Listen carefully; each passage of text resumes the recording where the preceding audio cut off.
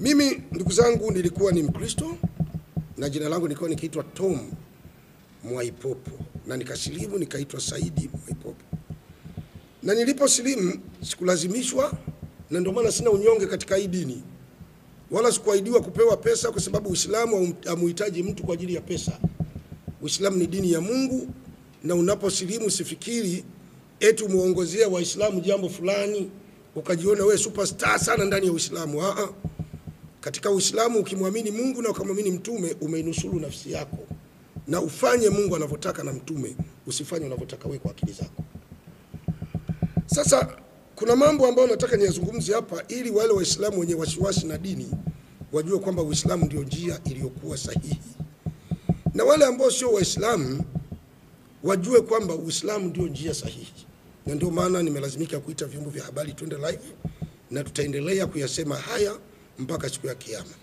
Na nitaeleza njama za watu wabaya wanaoingia ndani ya Uislamu. Hata tulivyokuwa Kristo tulikuwa tunawajua.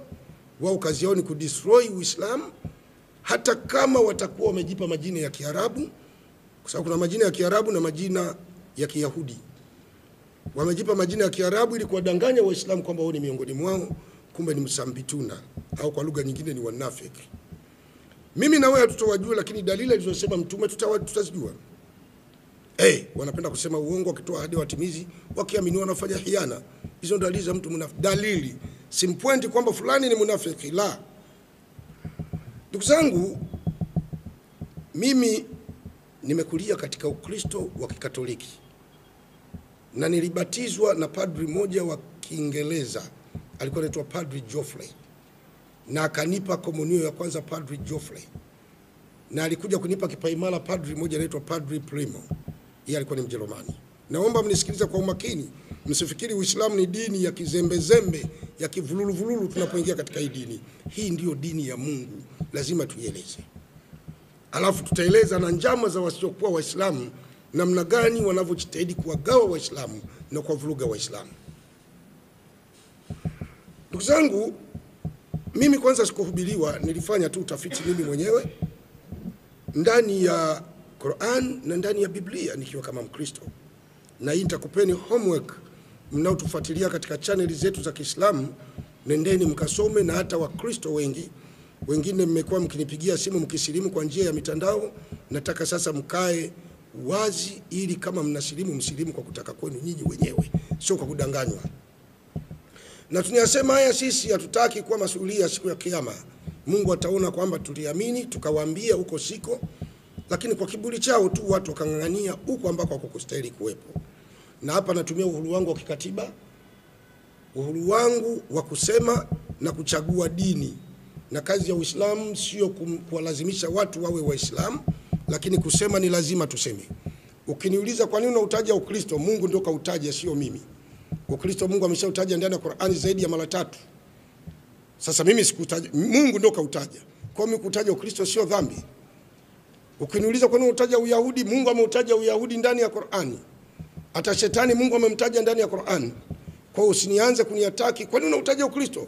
Usitaje tu Uislamu, Mungu ndio kishautaja ndani ya Qur'ani. Ukisoma surati Maida sura ya 5 ya 82, Mungu kataja. Utawakuta waliokuwa maadui kwa Waislamu ni Mayahudi na wale wanaosema sisi ni Wakristo. Wanaosema wao sio kasema Mungu. Sababu wakisoma hii aya mnakimbilia, unaona Mungu wamesema wao ni Wakristo. Kwa sababu miongoni mwao wako wanavioni, yani wako wasomi na wachao Mungu, wakiona haki wanaifuata. Wakiona haki gani wanaifuata? Kama walikokuwa ni kwenye haki. Ina maana wakiona Uislamu kwa dini ya Mungu wanasalenda kumwamini Mungu na mtume. Sasa mimi jambo la kwanza lilichonitia wasiwasi nikaamua kuhama imani hiyo. Jambo la kwanza nilisoma katika Yohana 13 mstari wa 5, nikakuta Yesu ambaye ni Isa bin Maryam alitawaza na alivaa kilemba kama cha kwangu. Alitia maji ndani ya bakuli akaanza kutowaza wanafunzi wake, na alipofika kwa Simon akasema, Bwana utonitawaza mimi? Yesu akamwambia, kama utawazi hauna shirika na mimi. Kwa sababu Waislamu wanatawadha na Yesu alitawadha, hawa wote walikuwa imani moja na dini moja. Aya ya pili iliyonifanya nikaanza kutia mashaka ni hiyo Biblia katika Luka 4 mstari wa 16. Yesu anasema alienda Nazareti hapo alipolelewa, na siku ya Sabato kama mila na desturi yake Yesu aliingia ndani ya sinagogi. Sinagogi ni neno tu la Kiyahudi.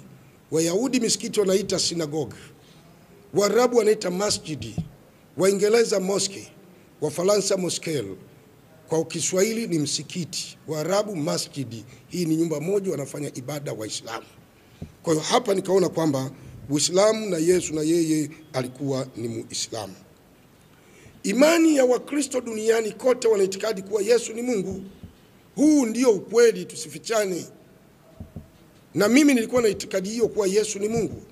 Lakini nikazama deep katika Bible, katika kitabu cha Luka 2 mstari wa 21, nikakuta inasema zilipotimia siku 8 za kumtahiri, mtoto alitahiriwa akaitwa jina lake Yesu. Nikajiuliza, kwa imani yangu Yesu inasemekana ni Mungu, lakini Biblia inasema Yesu alitahiriwa. Hivi Mungu anaweza katahiriwa na watu waliowaumba? Hapana. Kwa hiyo kama wanavyosema Waislamu Yesu ni nabii na ni mtume, kwa shahidi wa Qur'ani sura 61 aya 6. Qur'ani inasema na wakumbusha aliposema Nabii Isa mwana wa Maryam kuambia Mayahudi, enyi wana wa Israeli, mimi ni mtume wa Mungu kwenu. Kwa hiyo Yesu na yeye alikuwa ni mtume wa Mungu. Nikazama zaidi kufanya utafiti katika huyo Yesu. Nikaja kumkuta, ndugu zangu Waislamu, Yesu kwanza hakutumwa kwa ajili ya dunia nzima. Ukisoma Mathayo 15 mstari wa 24, Biblia inasema, Yesu mwenyewe anasema, sikutumwa ila kwa kondoo waliopotea wa nyumba ya Israeli. Kwa hiyo Biblia yenyewe inasema Yesu hakutumwa ila kwa kondoo waliopotea wa nyumba ya Israeli. Ukienda zaidi kwenye hii aya ya Biblia, Mathayo 15 mstari wa 24, ukienda mpaka 25 pale chini, inasema huyu mwanamke alikuwa ni Mkananayo. Akamwambia Yesu, Bwana, hata mbwa hula makombo yangukayo mezani kwa bwana wake. Yesu akasema, si vema kukitoa chakula cha watoto na kuwatupia mbwa. Tafsiri ya maneno ya maana yake nini kwa mujibu wa kitheolojia? Yesu anasema chakula cha watoto na kuwatupia mbwa, ina maana chakula cha watoto ni lile neno la Mungu analitoa Yesu. Watoto ni wana wa Israeli, mbwa ni watu wa mataifa. Yesu sio mimi, yeye ndio anasema hivyo. Ukienda kuangalia kwa urefu zaidi na zaidi, huyo Bwana Yesu mambo yake yote yalikuwa ni ya Kiislamu. Lakini Qur'ani ikaja ikaweka wazi, Qur'ani sura ya 3 aya ya 19, ukitafuta dini, Mungu akasema hakika bila shaka yoyote dini ya haki mbele ya Mungu ni Uislamu. Bado Mwenyezi Mungu akaendelea akatueleza katika Qur'ani sura ya 3 aya 67, yoyote yule anayetaka dini isiyokuwa ya Kiislamu, dini hiyo kwake haitakubalika na kesho akhera atakuwa miongoni mwa wenye hasara. Kwa maana nzima Uislamu ndio dini, na Uislamu ndio njia ya kumfikia Mola wetu, na ndio njia iliyokuwa sahihi, na mitume wote walikuwa ni Waislamu. Sasa basi, kwa haraka, kwa nini Waislamu dini hii Mungu amethibitisha na mitume wote walikuwa ni Waislamu?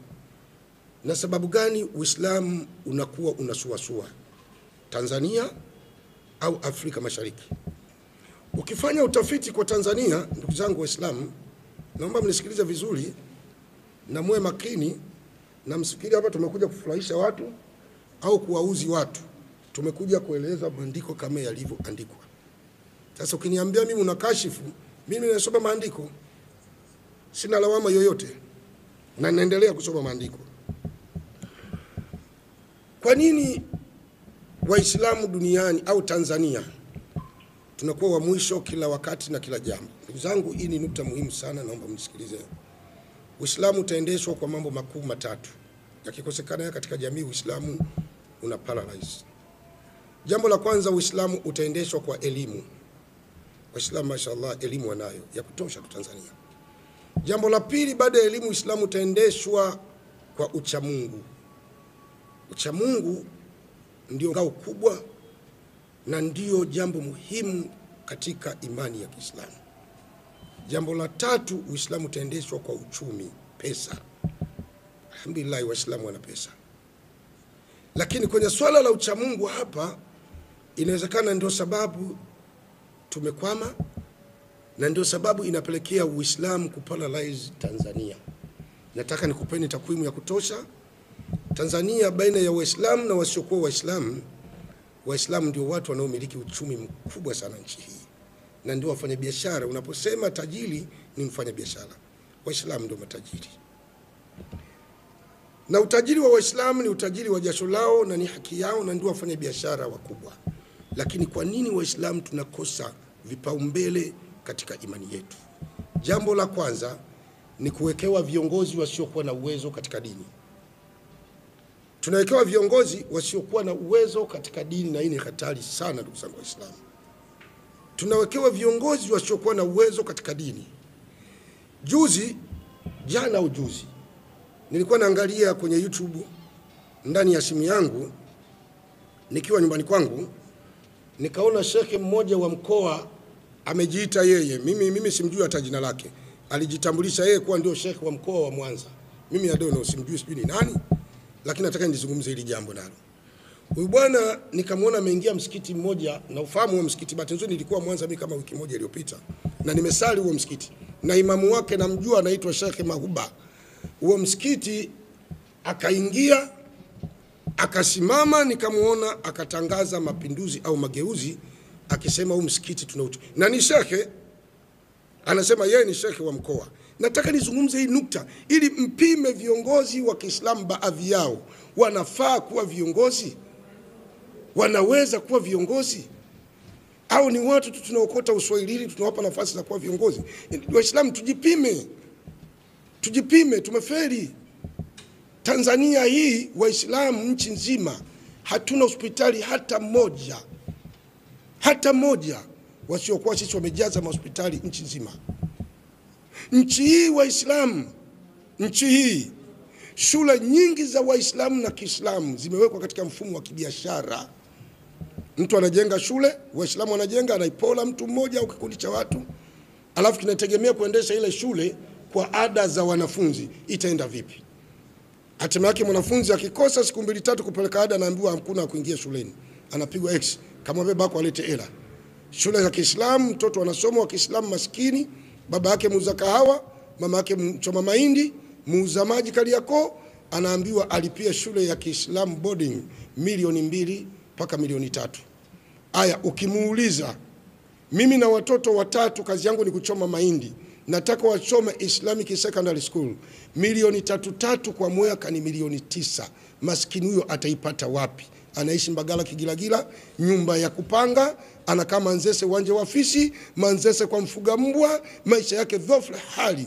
Unamwambia watoto wake wasome sekondari ya Kiislamu, alipe shilingi milioni 3 kwa kila kitu kimoja, milioni 2. Hii sio biashara ndani ya dini. Lazima tuseme, tunaumia ni sisi. Hata mimi na watoto, na wewe una watoto, utapinga tu kwa kiburi na kutaka kujifariji, lakini huu ndio ukweli na utabaki kwa ukweli.